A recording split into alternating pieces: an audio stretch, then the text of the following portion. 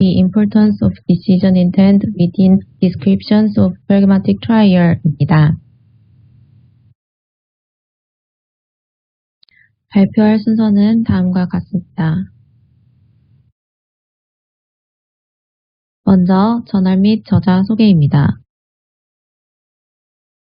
본 논문이 실린 저널은 저널 오브 클리니컬 에피데미올로지라는 저널로 SCI급 논문입니다. 캐나다에서 발행되고 있으며 면역학을 비롯한 의학학 분야를 다루고 있는 논문으로 최신 2020년도 임팩트 팩터는 6.437이며 본 논문은 2020년 발행된 논문입니다.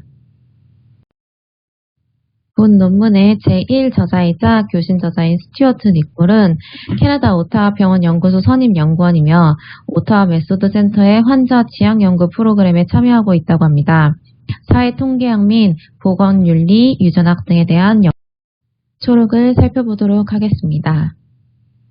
트라이얼, 임상시험에 대한 설명적, 실용적 태도 개념에 대한 논의가 1967년에 처음 시작된 이후 실용적인 태도에 맞는 설계 측면에 대한 관심이 커졌고 그 설계를 돕기 위해 개발된 도구는 트라이얼이 설명적인지 실용적인지를 특징짓기 위해 후향적으로 사용되어 왔습니다. 본 논문에서는 그러한 도구인 프레시스2를 사용하여 트라이얼이 설명적, 실용적인지 후향적으로 평가하는 것에 문제가 있다고 생각하며 트라이얼의 실용적인 정도 평가에 그 의도와 설계가 모두 고려되어야 한다고 주장합니다. 즉, 본 논문에서 하고자 하는 말은 연구자가 트라이얼의 의도를 명확하게 진술해야 한다는 것이며 본 논문에서 제시하고 있는 개선된 프레시스2라는 도구를 이용해 연구 의도와 설계를 고려해서 트라이얼을 평가해야 한다고 말하고 있습니다. 다음으로 개요 및 배경을 보시겠습니다.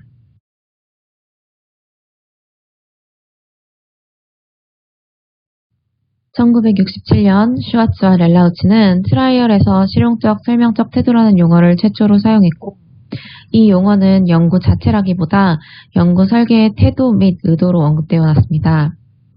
논문에서 강조하는 것은 태도로 먼저 접근하라는 것이었고 설명적 태도는 연구 가설의 인과관계 검증 그리고 이해, 즉 중재의 작용 메커니즘을 이해하려고 한다는 것이고 실용적 태도는 실제 임상 상황에서의 치료 방법, 임상 진료에서의 정보 제공 등을 목적으로 해서 실제 세계의 결정에 정보를 제공하려는 것을 말합니다. 2000년 이후에는 PCT에 대한 관심이 높아져서 정교해지고 논쟁도 많아졌는데요. 의료보장 제도의 근거를 찾기 위해서 실제 임상에 가까운 PCT가 중요시되었고 의사결정자에게는 중재 효과 비교를 알리는 것이 목표가 되었으며 의료급여 산정 시에는 근거 자료 등으로 활용을 위해서 PCT 연구가 이루어지고 있습니다.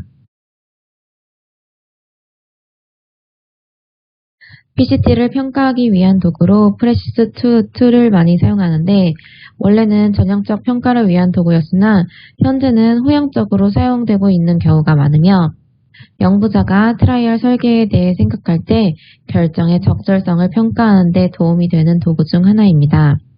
옆에 위를 보시면 9개의 영역을 각각 계량적으로 평가하여 가운데로 갈수록 설명적이고 바깥으로 갈수록 실용적인 연구라고 말할 수 있습니다.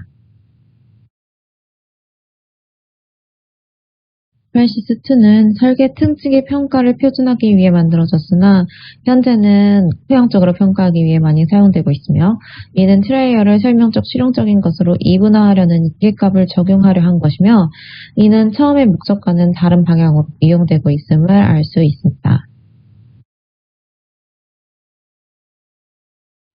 본 논문에서는 프레시스2를 이용한 후향적 평가의 한계가가 존재한다고 말하고 있는데요.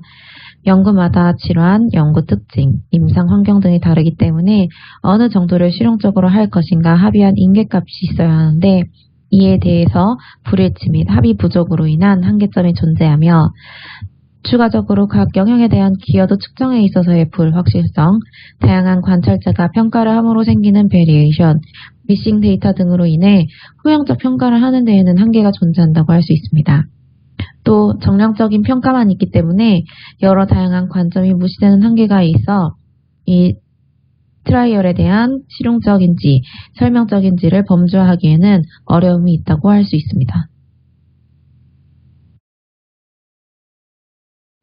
지금까지 말했듯이 프레시스2를 이용한 효용적 평가만으로 한계가 존재하기에 본 논문에서는 트라이얼에서 명확한 의도 표현이 필요하다고 주장하고 있고, 이 테이블 1은 트라이얼의 의도를 명확하게 표현한 연구의 예를 보여주고 있습니다.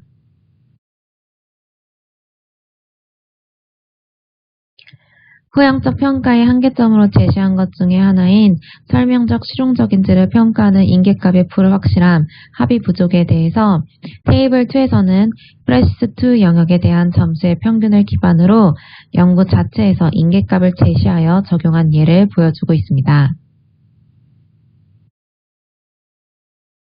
그래서 본 논문에서의 제안은 먼저 트라이얼의 의도를 명확하게 진술해줘야 한다는 것이며, 두 번째로 트라이얼의 설계와 의도가 함께 고려되어 판단되어야 하고, 셋째로 연구자가 PCT 결과를 사용하기 위해 결정할 때는 트라이얼의 설계 특징의 상대적 중요성이 함께 고려되어야 한다는 것입니다. 따라서 본 논문에서는 프레시스2를 사용한 후형적 평가의 어려움이 존재하지만 설계와 의도의 일치 여부 등을 확인하기 위해서는 프레시스2 등의 도구의 필요성을 말하며, 이에 따라 개선된 프레시스2를 제안하고 있습니다. 이 보충 자료는 개선된 프레시스2의 완성된 버전이며, 이 버전이 실용적 태도로의 트라이얼을 위한 보충 자료로 포함될 수 있음을 제안하고 있습니다.